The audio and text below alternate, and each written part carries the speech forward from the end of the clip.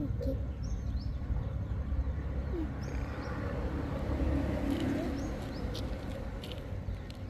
Bà mới sao mà bị tham khmò đấy.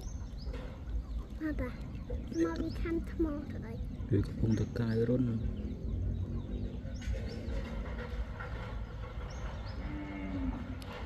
Cài rôn.